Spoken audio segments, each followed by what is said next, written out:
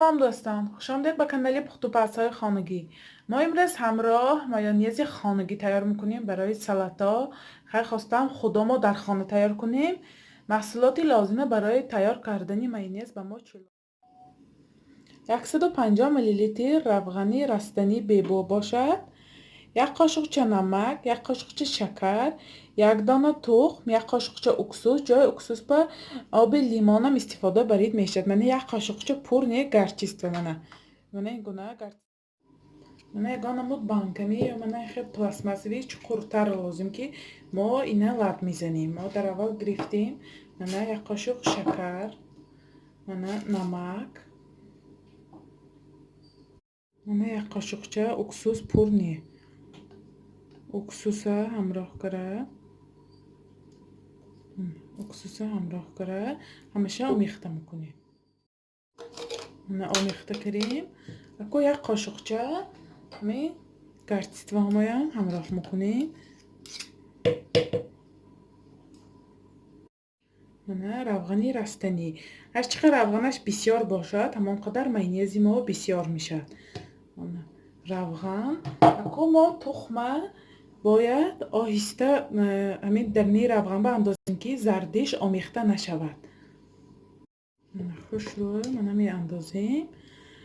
همین زردی تخم مایونزی ما سخت میبیاد. اگر خواهید که مایونزتان سخت بیاد فقط زردی خودش استفاده برید.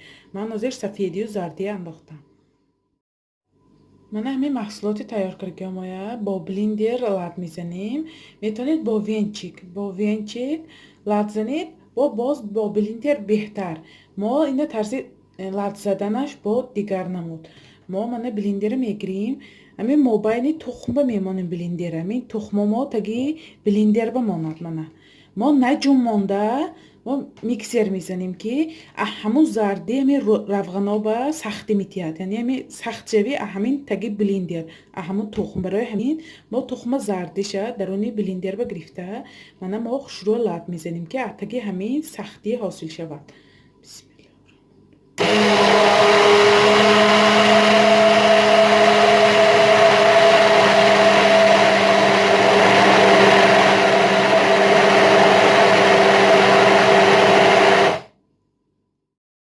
الله. نگاه کنید الکای سفیدی حاصل شد. ما همینا لب زدن میگیریم الکای سفیدی پوره گرد بالی همین روغنا ما سونی جمانده بلندر کتی لب میزنیم.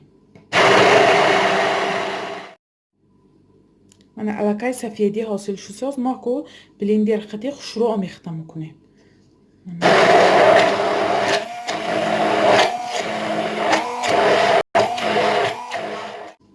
مایونز ما هم تیار شد. مایونز ما تیار. نگاه کنید چقدر سخته. ما نمی مغازه تماما نمیریزد نمی جنبد. از این طبق میگیریم میبینیم.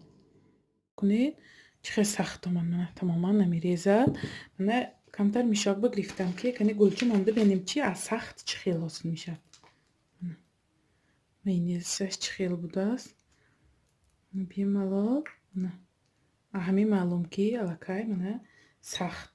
شما میتونید بیمالو مایونز خانه به استفاده برده برای سالاتو برای یگان چیزی استفاده بردن خواهید. همین مایونز تیار کرده استفاده برید. در 5 دقیقه تیار شد. چه سختش بیاد کار آسان. برای زنها توصیه میدم که برای عائله خود تیار کرده استفاده برن. کانال ما رو دستگیری کنید، پادپیساتsia کنید، یاری دوستای دعوت کنید. انشالله باز ویدیوهای بهتر و بهتر میشد. خیر آینده در پناه خدا باشید.